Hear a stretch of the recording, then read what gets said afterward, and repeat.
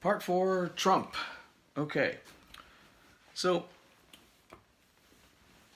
you have the left who had been um, building themselves up to this great victory that had it in their heads through, I mean, arrogance, sophistry, whatever, that there was no way Trump was going to win. And you had all this shenanigans going on to bolster themselves out in front of the public. You know, Hollywood barking against him. I have a laundry list of that we'll talk about soon enough. And all the stuff going behind the scenes. There was no possible way Hillary's going to lose. They had spent time, money, and energy making sure of it. And what's more than that, they had spent enormous amounts of reputation. They were out on that limb. It was getting thinner and thinner, and they didn't care because they knew that it would hold, because between the fact that they just were so sure in the bubble they had created around themselves of arrogance that Hillary was going to win and everyone was in favor of her, and they had some people knew about the stuff going on behind the scenes to ensure that he was going to be in trouble and lose, that they had no reason not to get out on that limb. You know, these idiots, these celebrities saying, I'm going to move to Canada if Trump wins, all the while knowing that they had no chance of ever having to move to Canada. By the way, Trump won and they're still here. Shock. They all lied.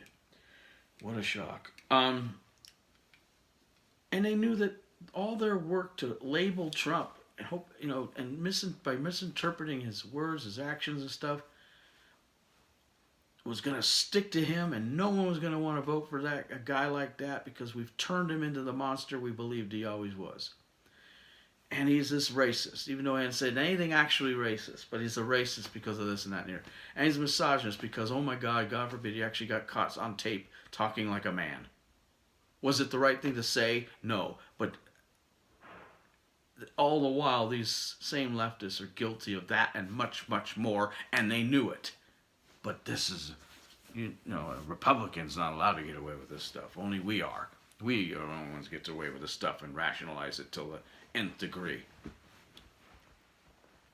And then came election night. Within hours of Trump being declared the winner, they were still that sure he was going to lose. And they were acting all pompous and arrogant. And then what happened? She started to lose all those Midwestern states. Iowa, Michigan, Wisconsin, Pennsylvania. And what do you know? Trump is the next presidential candidate, not Hillary Clinton. She loses twice.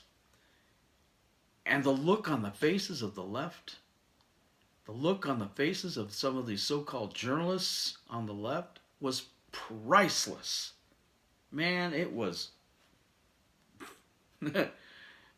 bottle that, boy, and sell that. And over at Fox News, with the exception of maybe Megyn Kelly, who was with them still at the time, most of them were professional. It was just another election night.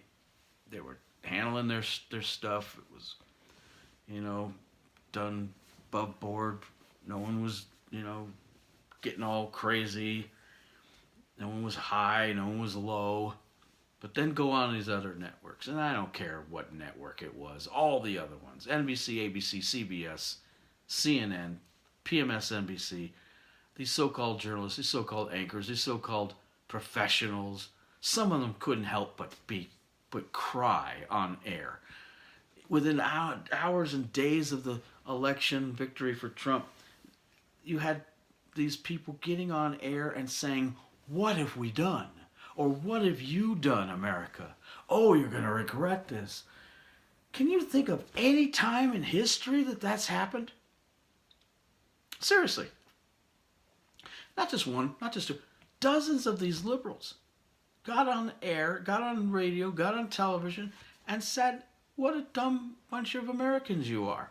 You're going to regret this. What the heck? What the heck just happened?" Do you remember after Reagan? Well, Bush, either Bush, did they get on air and by the scores and start telling Americans how dumb they were for voting for somebody? I mean, all you have to do to see how bad and how far the Democrats have gone is to compare them after Trump won to how they acted after even George W. Bush won. Or maybe more illustrative would be show the so-called right-wing journalists from Fox and how they reacted to Obama winning either time to how the left took the Trump victory. Now, of course, the left would say that's because Trump was so much more dangerous and so much more evil than anyone else and so much more unfit. No. You don't get away with that. That's BS. Calling BS. That's not why they did that. That's not why they went all sideways on everybody. That's not why they went all nutsy and crazy. It's because of how much money, time, interest, and reputation they had spent swearing up and down how cocksure they were that Hillary was going to win. They didn't just have the rug pulled out from under them. They had the entire floor pulled out from under them. These people were in free fall. If you thought they were nuts, and I mean nuts, before the election, what can you say about them after? Something literally broke inside of many liberals and Democrats. The dam, which was being plugged by their fingers and toes to try to keep people from realizing what kind of nonsensical left-wing lunatics they were. The dam burst. It broke. It was spewing out the vitriol, the hatred, the disbelief, the frustration. All because they had built themselves up to a point where they didn't think they could possibly lose. Because they spent all this time making Trump into this monster who couldn't possibly win. And they had all this stuff going on behind the scenes that a few people knew about that would ensure that he couldn't win. And he still won, despite all of it. Despite the lies, the fake news, the attempts to undermine his candidacy from within, from without, behind the scenes and in front of the scenes. He still won. Unacceptable to these people. Improbable. Impossible. And then the floor disappears. And they're falling. They're crying. They need psychological help. The poor dears. The little snowflakes. Boo, friggity, who. No sympathy here. That was their own doing. They built that stuff up. They were the arrogant ones. They were the cocksure ones. We didn't make them that way. They have no one to blame but themselves. And so what is the result of such an impossible loss on election night 2016? We get a 2-year and counting temper tantrum. A never-ending series of attacks, investigations, and his every utterance and action is picked apart, dissected, and attempt to be destroyed, which we'll get to down the road here. This temper tantrum has become personal, violent, and it is all totally from a misunderstanding of a guy. It is totally inappropriate. and is totally unprecedented and unwarranted. So how bad is this temper tantrum? Well, let's just talk about, some comparative things. Now, now and in the past, to give you an idea of the scope of nuttiness, the scope of lunacy that the left is engaged in today. When Reagan became president, a number of actors, for instance, spoke out. A few organizations said, boo Reagan. And it happened with the Bushes as well. But unlike those Republican presidents who endured a lot from the left, and up until Trump, I would have said no one endured more than Ronald Reagan. Not anymore. Trump is enduring far more. And like I say, the left will say it's because he's a bad guy, and he's evil, and he's this, and he's that. They don't know what they're talking about, honestly. They just simply don't. Everything is filtered through emotion. They don't think. They don't think at all. It's all emotional. But compare how many people you can even remember speaking out against, say, George W. Bush. I mean, throughout the whole 8 years of his presidency. And compare that to the amount of people who have spoken out against Bush. And I don't just mean in a soundbite here and there. I'm talking about award shows, as we mentioned, have gone completely political. In interviews, talk shows, self-made videos by actors and actresses. In Donald Trump's first year in office, or let alone both years in office so far. This list is written in small words and is 2/3 of the page. And it's not even a complete list. I'm going to read these names as fast as I can to get through this. Celebrities and Hollywood personalities who have spoken out against Donald Trump, either verbally, Twitter, talk show, video, what have you. George Clooney, Miley Cyrus, Kerry Washington, Rosie O'Donnell, Michael Moore, Louis C.K., Ricky Martin, John Oliver, Trevor Noah, Eva Longoria, Shakira, Demi Lovato, Meek Mill, I don't even know who the hell that is, Wyclef Jean, Josh Gad, J.K. Rowling, Alyssa Milano, Oprah Winfrey, John Legend, Chrissy Teigen, Russell Simmons, Muhammad Ali, Meryl Streep, Robert De Niro, Sandra Bee, Conan O'Brien, Patton Oswalt, Stephen Colbert, Jimmy Kimmel, Taraji Henson, Richard Schiff, Olivia Wilde, Lena Dunham, Mark Ruffalo, Bryan Cranston, America Ferrara, Stephen Hawking, Stephen King, Susan Sarandon, Ellen DeGeneres, Jack Black, Sarah Silverman, Samuel L. Jackson, Chelsea Handler, Graham Norton, Cher, Jennifer Lawrence, Johnny Depp, Richard Gere, Bette Midler, Joy Behar, Whoopi Goldberg, Jimmy Fallon, Alec Baldwin, Jay-Z, Beyonce, Lady Gaga, Seth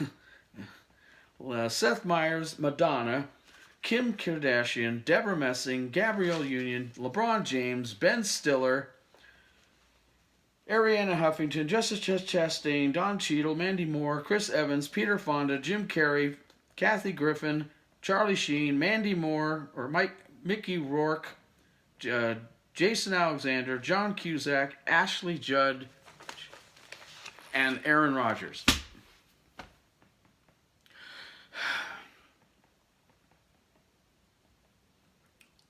Now, the left would say, well, that just tells you how bad the guy must be if these many people are willing to come out and talk against him. Baloney! Calling bullshit again. No, this is an example of how insane the left has become. These are the people who were out for Hillary. These are the people who got the floor pulled out from under them. These are the people whose reputations went sideways. These are the people who misinterpret everything Trump does and says and decide to ride the bandwagon because they're all happy leftists, all on the same page, all the time, no matter what. And if the movement says that Trump is evil, he's evil. If the movement says Trump is a misogynist, racist pig, he's a misogynist, racist pig. If the movement says he's Hitler, he's Hitler. Etc., etc., etc. And so we all must speak out. But they're not the only ones, folks. No, no, no, no. Again, I ask you to recall. There was probably a couple few, maybe half a dozen organizations that were leaning to the left who spoke out on a regular basis against Reagan and the Bushes. Can you think of how many actors and actresses spoke out against Obama? Can you get enough as many fingers as you have? Can you think of how many or against Clinton? There might have been a few more against Clinton.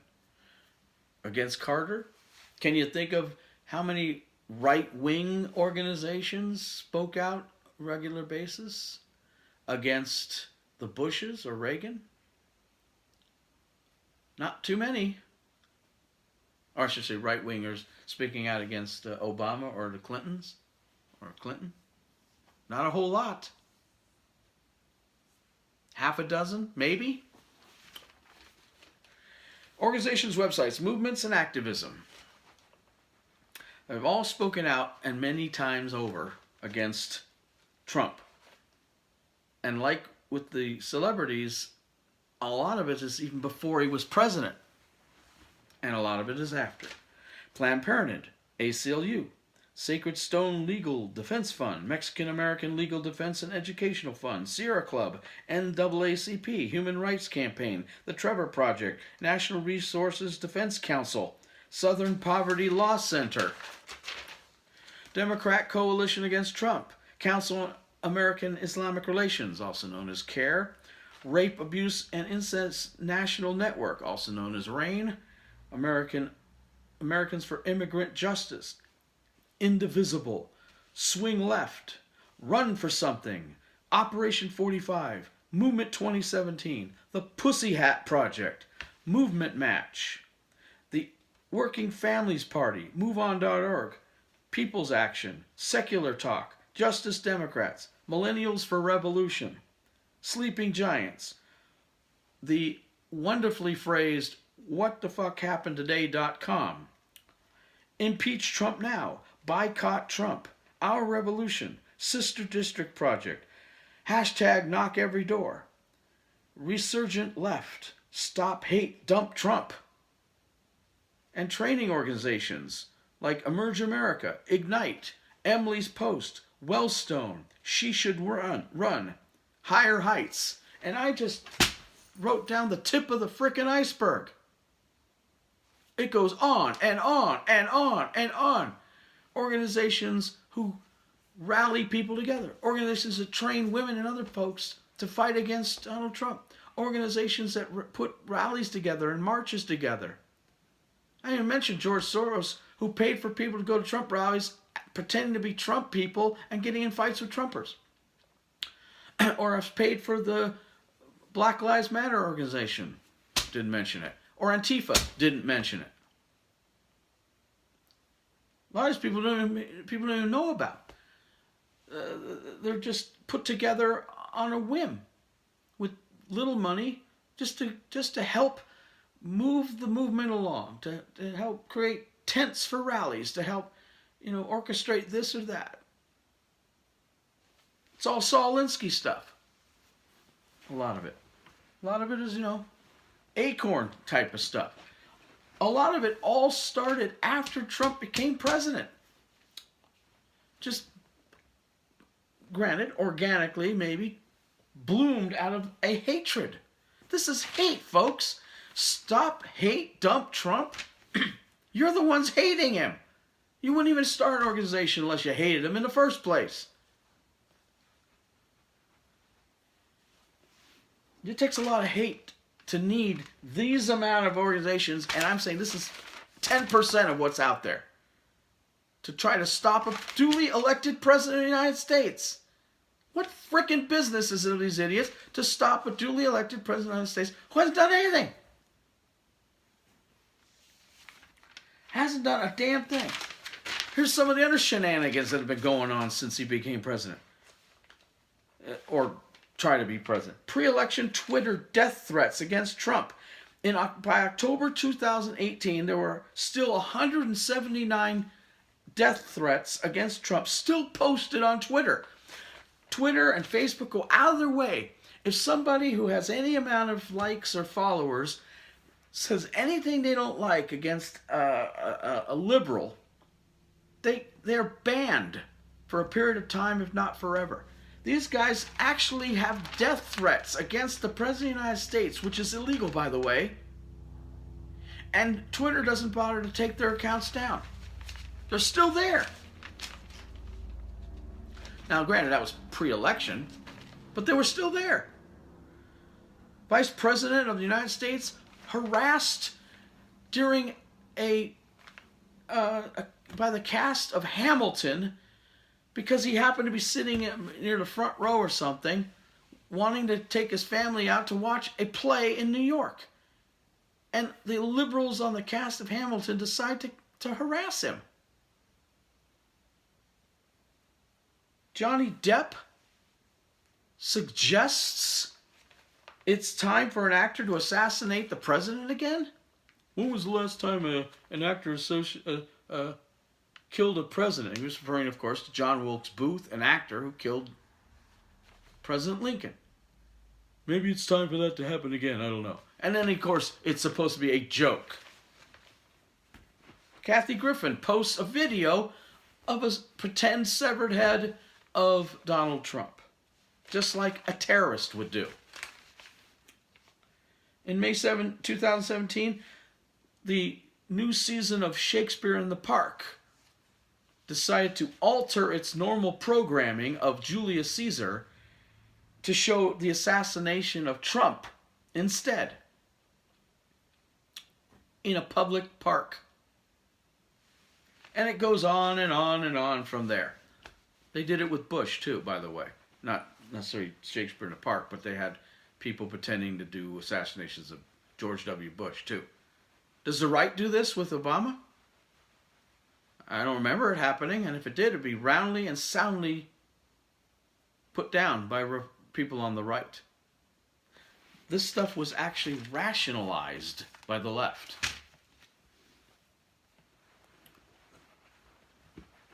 And there are people out there trying to equivocate this. They're just as bad as the Republicans, or the Republicans are just as bad as we are. Hell no! I'm calling BS again. We don't hold a candle to these lunatics. And this lunacy, this 2-year temper tantrum, is just getting started, folks. As I said in a previous video, before Trump was even sworn in as president, you had complete freaking morons like Maxine Waters citing for his impeachment. The dipshit doesn't even know that you can't impeach someone for something he hasn't done out of office, one, and so he has to have done it while he was in office, which he wasn't even in office yet. And then when she decides she wants to continue the impeachment thing after he's in office, doesn't realize that the things that she's saying he's done also happened before he was president.